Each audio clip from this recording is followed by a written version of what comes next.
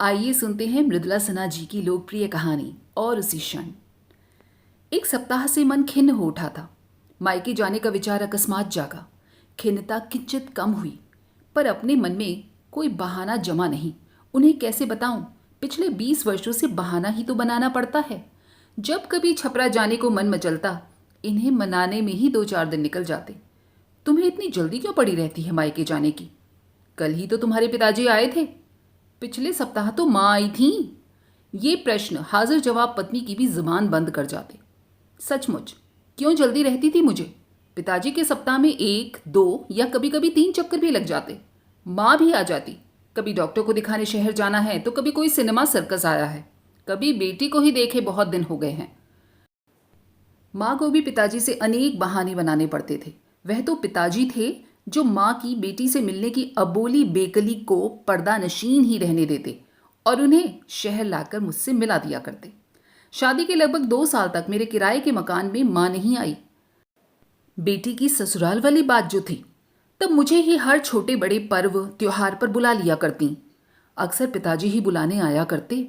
गांव में माँ पिताजी अकेले रहते थे और मेरे इकलौते भैया सब परिवार कलकत्ता में। दामाद की बड़ी खुशामद करनी पड़ती। अभी तो इनकी पढ़ाई का समय है, वैसे ही अंग्रेजी कमज़ोर है। बार बार मायके जाने लगी तो फिर पढ़ाई का?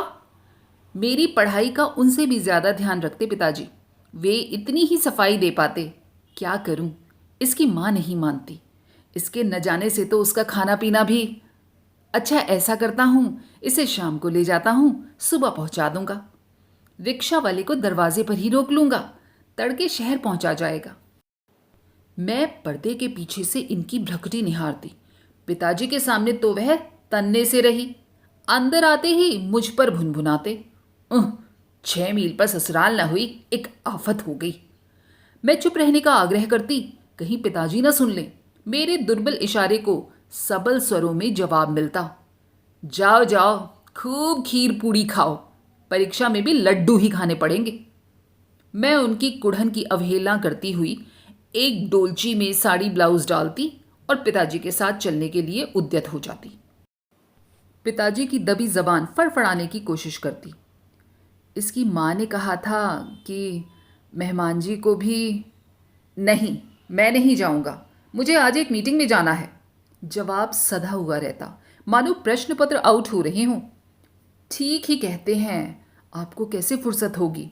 मैं उसे यही तो समझाता रहता हूं। वह ठहरी अनपढ़ औरत, उसे कामकाजी लोगों की व्यवस्था का अंदाजा नहीं। दाल भरी 2 पूड़ियाँ और खीर खिलाने के लिए परेशान रहती है। दामाद भी आए, बेटी भी आए।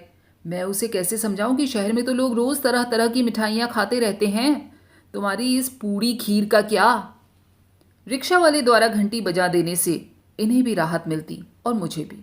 मुझे हमेशा भय रहता, कहीं इनकी सहन शक्ति धैर्य न खो दे, ये पिताजी को जवाब न दे दें और अंत में मेरा जाना न रुक जाए।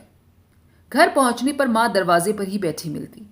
रिक्शे की खटर पटर से आश्वस्त होती हुई आवाज़ लगाती, अरे भूलनी, ज़रा लालटेन तेज कर दो। लालटेन की धुंधली रोशनी के सहारे मचिया पर बैठे ही बैठे रिक्शे से उतरने वालों की संख्या गिनने की कोशिश करती। मेरे पांव छूते ही उनका पहला प्रश्न होता, मेहमान जी नहीं आए? मैं चुपचाप अंदर चली जाती। ये पिताजी पर उबल पड़ती, आप नहीं लाए ना मेहमान को? इतनी मेहनत से खीर बनाई है, कहाँ कहाँ से दूध मंगवाया? व्रत त्योहार का दिन है, कोई दूध देता भी नहीं। पूड़ी की दाल भी गरम मसाला डालकर भूजी थी। मुझे लगता है आप मेहमान जी को नहीं। पिताजी गरज उठते, बेकार की बातें बंद करो, खुद ही क्यों नहीं चली गई बुलाने? मेहमान जी इनकी खीर खाने अपना काम छोड़कर आएंगे, इतने बड़े अफसर हैं और उनको यही। झुंझलाते हुए अपनी टोपी उतारकर आराम कुर्सी में धंस जाते पिताजी। माँ बड़ी मुश्किल से अपने गठिया ग्रसित वजनी शरीर को मचिया से उठा पाती। कमर सीधी करके बिताए समय का सदुपयोग पिताजी की झल्लाहट सुनने में जाता। ठीक ही कहते हैं आप, हम लोग अनपढ़ लोग क्या जाने उनका कामकाज। सुबह कुछ बनाकर किसी के हाथ भेज दूंगी। अपने को समझाती हुई माँ अंदर जाने का सश्रम उपक्रम करती। पिताजी उनकी योजना में संशोधन करते। किसी के हाथ नहीं, बिल्कुल सुबह मधु को ही लौटना है, उसी के हाथ। लो, तब इसे भी क्यों बुला लाए? रात भर के लिए आना क्या जरूरी था? पुनः एक बार बड़ी कठिनाई से लौट कर उफनती। सचमुच माँ का मन बैठ जाता। मक्की की रोटी, मही जाउर, मट्ठा चावल, चावल की रोटी, बड़ी कढ़ी, अड़कौच, अरुई के पत्ते की सब्जी, तपरुआ, पकौड़ी, तिलौड़ी, न जाने क्या क्या बनाकर खिलाने की योजना का कार्यान्वयन भला उतने अल्प समय में कैसे हो सकता था। रात से सुबह तक जो भी बन पड़ता खिलाती, सहेज देती, कुछ बनाने का सामान बांध देती। योजनानुसार सूची के बचे हुए खाद्य पदार्थ को मेरे अगले आगमन के समय बनाने और खिलाने की योजना मन में संजोकर संतोष करती। पिताजी वादे के पक्के थे। तड़के ही मुझे शहर भेज देते। माँ सुबह 4 बजे से ही उठकर कुछ न कुछ बांधती रहती। मेरे नाना करने पर भी अनेक छोटी बड़ी पोटलियां बंध जाती। उनके दामाद को कौन सी चीज कैसे खिलाऊं, इसका भी सविस्तार निर्देश होता। शहर पहुंचकर मैं उन पोटलियों को इनकी गिद्ध दृष्टि से छिपाकर झल्लाहट से बचने का अथक प्रयत्न करती, पर कभी बच नहीं पाई। वे मुझे यथार्थ का आभास कराते। मधु, जरा सोचो तो, कितने का सामान होगा यह सब मिलाकर? मुश्किल से केवल 5-10 रुपए का ना? क्या शहर में ये सारा सामान नहीं मिलते? तुम वभन मोटरी, पंडित जी के उद्यान में मिले अन्नों की पोटलियां उठा लाती हो। तुम्हारे गांव के लोग क्या सोचते होंगे? और अपने पड़ोस वाले भी? मैं ऐसे चुप रहती जैसे दांतों के बीच जिन्ना ही न हो। उनका कहना बिल्कुल ठीक ही होता था। उन गठरियों में भरे सामानों में से अधिकांश का तो मैं उपयोग भी नहीं कर पाती थी। फिर क्यों उठा लाती थी? माँ को मना तो कर सकती थी। माँ, तुम्हारी ये 2 सेर मूंग, 1 पाव सरसों, 1 पाव धनिया, थोड़ी सी मिर्च, नींबू, एक एक खीरा, एक कद्दू मुझे नहीं चाहिए। आखिर मेरे अफसर पति की कमाई और खर्च के आगे ऊंट के मुंह में जीरा ही तो होगा यह सब। इतना सामान तो मेरा नौकर ही फेंक देता है। इतना अवश्य होता कि डाइनिंग टेबल को राष्ट्रीय एकता का मंच बनाने के सफल प्रयास में मुझे अपनी मेहनत पर ही पश्चाताप होता। जब छोले भटूरे, उपमा, डोसे, नारियल की चटनी का परित्याग करते हुए ये बार बार तीसी की चटनी, भुनी हुई मूंग का भुर्ता, तिलौड़ी की ही मांग कर बैठते, प्लेटों को बिल्कुल चाट ही डालते, और इसीलिए शायद माँ को मना नहीं कर पाती थी। दिन बीतते गए, बच्चे हुए, माँ मेरे घर भी आने लगी। अपने साथ भी अनेक गठरियां सहेज लाती, पर इन्हें हमेशा की तरह वे गठरियां दर्द देती रहीं। परिवार बढ़ा था, घर का खर्च भी, नौकर, दाई, ड्राइवर, चपरासी के खाने पीने से चौकी का भी खर्च बढ़ गया था। आमदनी के अनुसार खर्च का बढ़ना हमें अखरता नहीं। हमारा खर्च ज्यों ज्यों बढ़ा था, माँ की गठरियों की संख्या और वजन घटता गया था। इनकी लाख परोक्ष अथवा अपरोक्ष वर्जना से उनका आयात बंद नहीं हुआ। मुझे तो उन गठरियों को खोलते ही उनसे निकलता एक अबोध स्पर्श थपथपा जाता, रोम रोम झंझना उठता, पुलकित हो उठता। मैं अपनी कार से मायके जाने लगी थी। माँ बहुत वृद्ध हो गई थी। उनका चलना फिरना भी बंद हो गया था। 2 महीने में एक बार मैं अवश्य चली जाती। अव्वल तो मुझे अब समय निकालना ही मुश्किल होता था। माँ की बीमारी का हाल सुनकर यह अनमने ढंग से ही सही जाने की अनुमति दे देते थे। उस दिन जब छपरा गई, तब भैया भाभी भी कलकत्ता से साल भर बाद माँ को देखने आए थे। मैं किरण, मंजू एवं मुकुल से उलझी बैठी थी। बहुत दिनों बाद फुआ फुआ से आंगन गूंज उठा था। भाभी से गप्पे मारने की अलग पड़ी थी, और उधर माँ हल्ला मचाए जा रही थी। मधु, सुनो तो, इधर। अरे मधु, आओ ना, फिर बैठी रहना। मधु, एक पल में तुम्हारे जाने का समय हो जाएगा। अरे मेरे पास तो बैठो। हाय भगवान, मेरी कमर, मेरी टांगें। मैं बच्चों की संगति का बिछोह संभाले जा बैठी माँ के पास। उन्हें कुछ भी सुनना सुनाना तो था नहीं। आवाज मंद पर कहने लगी, दखिनवारी घर में चली जा, वहां एक हांडी में मूंग रखी है, उसमें से ले लो। थोड़ा मकई का आटा ले लो, नवीन को भूंजा अच्छा लगता है। कभी मेरी बाह सहलाती, कभी मेरे मासल पेट पर हाथ फेरती हुई इतना भर कह पाती, बड़ी दुबली हो गई है, जा बेटी जा, सब सामान बांध ले। मैं ना भी नहीं कह पाई। बगल के आंगन से मेरी चाची आ गई थी। उनसे आग्रह कर माँ ने मेरे लिए सब सामान बनवाया। इस बार मुझे बड़ा बुरा लगा था। पता नहीं वह कौन सा भय था कि उन गठरियों को अस्वीकारा न जा सका। भैया शहर तक मेरे साथ आए थे। कार की डिक्की से निकाल कर लादे समय गठरियों को चपरासी के हाथ में देखते ही दरवाजे पर बैठे मेरे पति उबल पड़े। क्या ला रही हो? फेंक दो उधर। उठा लाती है धरोहर मोटरी। लाख बार मना किया है, मेरे घर यह सब मत लाया करो, ये माने। मेरा पांव बैठक में पड़ा ही था कि मैं झटके से पीछे मुड़कर इन्हें चुप रहने का इशारा कर गई। क्यों चुप रहूं जी? तुमसे कितनी बार कहा है मेरे घर गठरियां मत ढोया करो। आवाज सामान्य कर बोले, आइए आइए, आप भी हैं, आप कब आए? कहते हुए भैया की अगवानी करने लगे। मेरी जान में जान आई। पुनः इस भय से कांप उठी कि कहीं भैया ने ना सुन लिया हो इनकी गर्जना। भैया ने सुना था या नहीं, यह ना उनके व्यवहार से पता चला और ना ही मैंने पूछा। क्यों पूछकर अपना मन दुखाती? किसकी गलती बताती? मरण शैया पर पड़ी मां की, अपनी या उनकी? चुप रहना ही ठीक लगा। साल भर के भीतर मां गई। उनकी बरसी के दिन ही उनका पीछा करते हुए पिताजी हमें छोड़ गए। बड़ी हिम्मत बटोरकर मैंने प्रश्न किया, मैं छपरा जाऊं? प्रश्न के साथ ही एक तिरछी निगाह उछलकर मेरे ऊपर पड़ी। कमाल है, अब क्या करना है छपरा में? अब तो मां भी नहीं, क्या मकान के दर्शन करने जाओगी? प्रश्न के शब्द तो सीधे, सपाट व अक्षरशः सत्य थे। इनकी भंगिमाओं व स्वर ने मिलकर उनके अर्थ बदल दिए थे। इनकी बातों की परवाह किए बिना मैं एक बच्ची की तरह मचल पड़ी। जाने दो ना, 1 वर्ष तो हो गया है, भाभी भी आई हुई हैं। यह नेक सलाह देने की नीयत से बोले, देखो ना कितनी गर्मी पड़ रही है, गांव में बिजली भी नहीं रहती, फिर तुम बच्चों को लेकर? बच्चों को यहीं छोड़ देती हूँ, कल ही तो लौट आऊंगी, मैं तपाक से बोली। एक क्षण रुककर इनकी हामी क्या भरनी थी, मेरे कदमों में घर मुँहे बैल की गति आ गई। झटपट तैयार हो गई।